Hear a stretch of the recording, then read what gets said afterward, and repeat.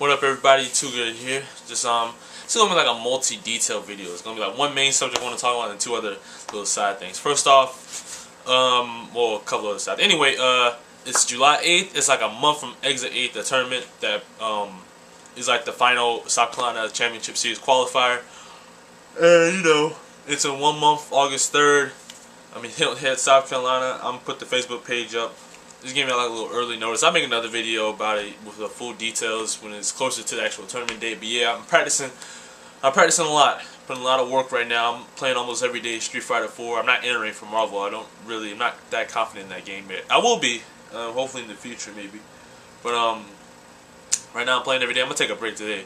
Because I gotta do some errands, and you know, sometimes it's just good to take a break, like a day or something. Just take a break from like fighting games and just have a fresh start the next day. If anything, I might just go into replay mode, just watch matches instead of playing. But yeah, it's a month from Exit 8, so be on the lookout for that. Also, the Fall Classic, the major that's coming up in Raleigh from September 14th and 15th. Registration is live. You can actually go now and pre-register for the event. I would do so because right now the registration fee is $30. For just to register for the event, it's $10 per game. After August 12th, once August 12th hits, according to the site and the Facebook page, this it will go up $10. So it'll be from $30 to $40 plus the extra $10 for every game you're entering. So just go ahead and do it now. I think like at the on spot is like $50. So just go ahead and pre-register now. I'm not gonna pre-register right now, but I'll definitely register before August 12th and save an extra $10. Just saving money while you can. So yeah, the Fall Classic, I'm definitely trying to go to that. I already talked to a couple people. It's up. I actually see people on Myrtle Beach who play it. So that would be really good. So when I go there, I actually get some local competition, some really good practice. Because you know, where I'm from right here, it's not really nobody really plays games like that or fighting games to say the least. That I can really just go and practice with. It's only one person I know. But yeah, I'm definitely looking forward to that. So I actually get some local playing. But yeah, that's that Fall Classic. Look out for that tournament in Raleigh. And this is a funny story that happened to me. So it was like Saturday. Yeah, it was Saturday. I was playing Street Fighter like in the middle of a session, like practicing for tournaments or whatever. And I was gonna take a break. I was gonna eat. So I went to heat up some food. And the thing with my house is like, if like there's a lot of people's houses. There's like too many things on one circuit. Like things will go out, or like the power one section of the room will go out. That's what my house is like. Like I had if I had the microwave and like the air conditioner on, then oftentimes like the power would just go out. I mean, there's like the fuse box over there. I can just click it back on. But that happened, right? And so I went back, turned on my Xbox, and the power brick was red. And I was like, okay, that's not supposed to happen. So I'm sitting there fiddling with it. You know, fiddling with the taking it out, plugging it back in. It's like nothing's working. And I was like, okay, I don't know what's going on. I was like, okay, what I need to do is I was just fiddling with it.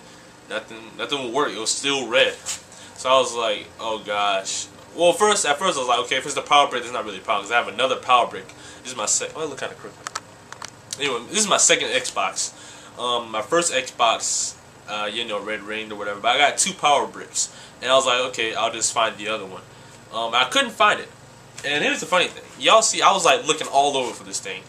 Like, you can see that dresser right there. I don't know if you can see it, but see that dresser over there? If you see that door right there, there's a closet. That's a closet, right? I had to move the dresser to try to find that brick, and it wasn't in there, of course.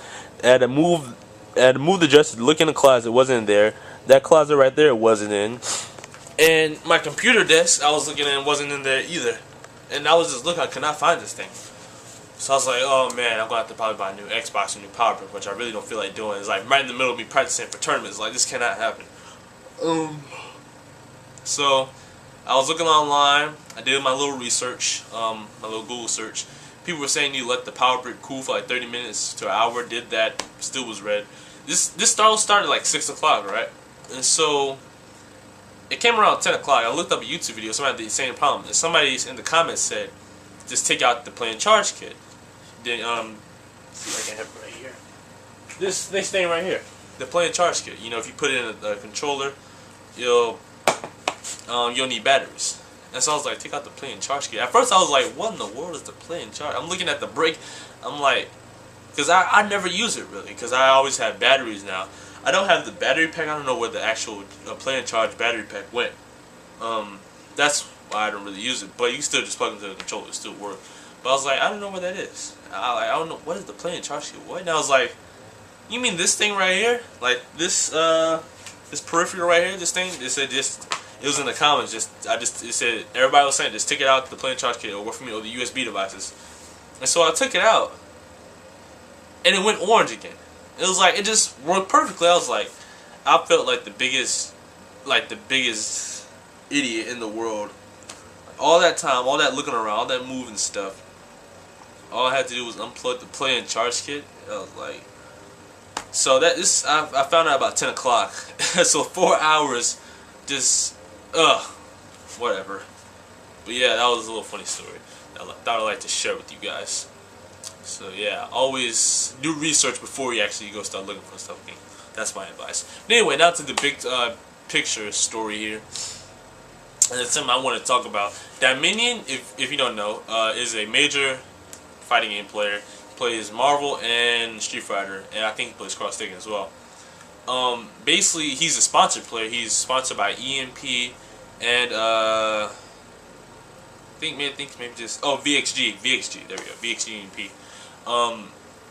And what happened was he said on Twitter that he wasn't going to be able to go to EVO. That's coming up actually, yeah, this week actually, EVO.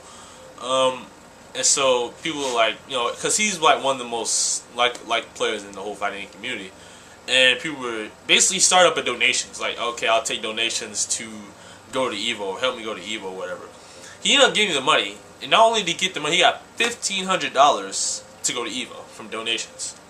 And basically, some people were very happy, like, good, that's fighting community, rising and giving this man to be able to go to EVO. On the other hand, you have people that were actually like baffled that people actually donated to this guy, because you know, it's not like this is a family emergency. This is just a tournament. You know, he doesn't have to go to this tournament. But my thoughts on it, I'm kind of split 50-50 as well, because at the same, it's nice that you can nice that you can, you know, donations or whatever, be able to go to these events and you know, play. But at the same time, it's like you're taking money, taking donations. You know, it's not a necessity to go to EVO. And a lot of people in the comments are making good points. Like, people save up like hundreds of dollars just to go to these events. They save up their own money and they plan way ahead of time. And it's like, if you can't plan ahead, like, you know, EVO, this is a yearly event. It's not like the fall class where it just happens or just came up. You know, just like final round, you should plan. They announce these events way beforehand. If you can't plan for these events ahead, if you don't have the money, then you probably don't need to go. And the fact that he's taking donations and be able to go, and not only donations, but $1,500 is a lot of money. This is not, you know, $1,500. Let's see, you register for the game. That's like $100. The room might be, let's see, this last minute might be $300 or $400 or $500, whatever. You know, so that's $1,500 is a lot of money for EVO. Let's see, the plane ticket might be $3. You know, that's still, he has a bunch of money just for himself to spend, and that's, I'm kind of like, you know, if you don't need to go to EVO, and to ask for donations, and people were giving it to him. I mean, it's nice, but $1,500 is a lot of money. You don't need that much. I'm pretty sure you don't need that much to go to EVO. I don't know. I've never been, but I know next year because I'm planning on going. But yeah, man, I don't know. I'm split 50-50. I'm happy they can go, but at the same time, if he didn't plan ahead, like 6 months, some people were saying that EMP screwed him over with the sponsorship, or that they didn't pay for the events or something. I don't know, because Sanford Kelly is going either another EMP member, but I don't really know that. The thing is that he's just asking for donations for not a necessity. This is not like, okay, guys, my light bill is off, and I really wish I can get you guys to help me pay for my light bill, or something like that. This is a tournament. He doesn't have to go. This tournament's all around. You know, he doesn't have to go to EVO. It'll be nice. It's an extra. You know, it's like somebody saying it's a privilege, not a right. You know, you don't have to go to EVO. You can go to final round. Or there are a lot of other tournaments you can go to. And the fact that you're taking donations for an event that was announced a year ago, and you couldn't plan ahead, is like, come on, man. But I'm like saying split 50-50. It's good that you can go, but the donation part is like, yeah, I think that's pretty much it. How much time? I'm probably past 10 minutes. Yep, 10 minutes. Anything else I can talk about? Still grinding on this stick. I know y'all waiting for this Road to Fight stick part 6 or whatever. I need to change the stick, man, because this thing, it's holding out a lot longer than I thought it would be. Like, people saying that the stick was really, I mean, I could tell it's definitely diminished. I be holding down back so hard, and I be getting hit by low attacks. It really annoys me when that happens. But the silent buttons are really holding on. The only thing that annoys me though is when I push 2 buttons, I won't get EX moves. I don't know why it happens. You can see 2 buttons on the because you know you do EX machine gun blow. It's like jab jab machine gun EX, and I'm not getting like my EX. You know, say 2 punches on the screen. I don't know if that's a Street Fighter. I think that's a Street Fighter 4 problem. Nah, the buttons fine, but the silent buttons were working like beauty, working like freaking magic. But that's pretty much it for this video. Tell me what y'all think of the Dieminon situation. Tell me what you think. If you're going to the Fall Classic, and if you're going to Exit in Hilton Head, I'll put the Facebook pages of both of those events and the Event Helps article to the in the description. Once again, too good and I'm out. Peace.